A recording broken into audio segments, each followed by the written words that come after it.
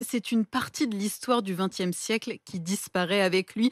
Gorbatchev est mort à l'âge de 91 ans, le dernier leader soviétique, artisan de la fin de la guerre froide, prix Nobel de la paix aussi. Nicolas Poincaré, vous êtes resté avec nous en studio.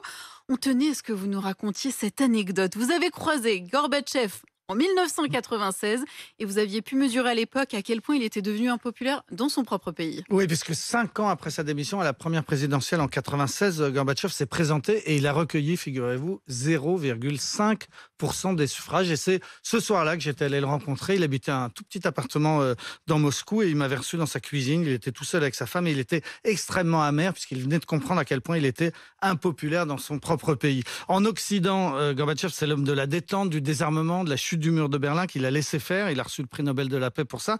Mais là-bas, en Russie, c'est tout à fait autre chose. Il a été le dernier président d'un régime qui était encore totalitaire. Les Russes qui l'ont connu se souviennent de la pauvreté, des pénuries, des queues dans les magasins, des dissidents qui étaient encore enfermés dans des hôpitaux psychiatriques.